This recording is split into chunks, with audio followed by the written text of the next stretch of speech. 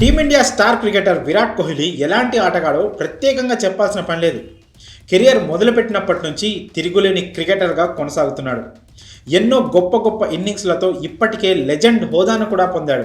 ప్రపంచ క్రికెట్లో సచిన్ టెండూల్కర్ దేవుడైతే సచిన్ తర్వాత సచిన్ అంత తోడు విరాట్ కోహ్లీనే. ఇప్పటికే సచిన్ నెలకొల్పిన ఎన్నో అద్భుతమైన రికార్డులను కోహ్లీ బద్దలు కొడుతూ వస్తున్నాడు.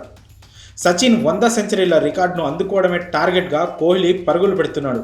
ఇప్పటికే 80 సెంచరీలు చేసి సచిన్ రికార్డుకు చేరువయ్యాడు కూడా. వన్డేలు టెస్టుల్లో కోహ్లీ కింగ్ లాంటి ప్లేయర్. అలాంటి ఆటగాడిని తాజాగా స్టార్ స్పోర్ట్స్ ఘోరంగా అవమానించింది. దీంతో విరాట్ కోహ్లీ అభిమానులతో పాటు మాజీ క్రికెటర్లు సైతం స్టార్ స్పోర్ట్స్పై తీవ్ర స్థాయిలో విమర్శలు గుప్పిస్తున్నారు.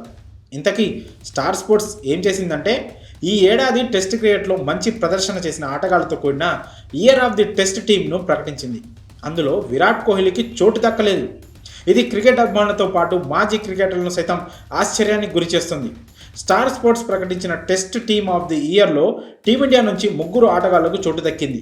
ఓపెనర్గా రోహిత్ శర్మ, స్పిన్ ఆల్రౌండర్గా రవీంద్ర జడేజా, రవిచంద్రన్ అశ్విన్ ఈ టీంలో ఉన్నారు.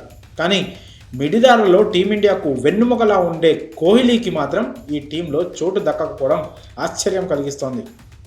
ఈ విషయంపై క్రికెట్ అభిమానులు ఆగ్రహానికి గురవుతున్నారు. 2023లో విరాట్ కోహ్లీకి టెస్టుల్లో 55 సగటుంది. అలాంటి ఆటగాడు ఇయర్ ఆఫ్ ది టీంలో లేకపోవడం ఏంటనే విమర్శలు వ్యక్తమవుతున్నాయి. ఈ విషయంపై టీమిండియా మాజీ క్రికెటర్, ప్రస్తుతం కామెంటేటర్గా పనిచేస్తున్న ఇర్ఫాన్ పఠాన్ సైతం ఆశ్చర్యం వ్యక్తం చేశాడు. ఈ ఏడాది టెస్టుల్లో 55 బ్యాటింగ్ యావరేజ్తో ఉన్న కోహ్లీకి ఇయర్ ఆఫ్ ది టెస్ట్ టీంలో చోటు దక్కకపోవడం షాకింగ్గా ఉందన్నాడు.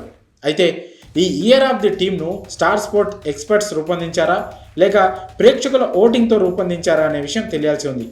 మరి స్టార్ స్పోర్ట్స్ ప్రకటించిన ఇయర్ ఆఫ్ ది టెస్ట్ టీంలో కోహ్లీకి చోటు దక్కకపోవడంపై మీ అభిప్రాయాలను కామెంట్స్ రూపంలో తెలియజేయండి.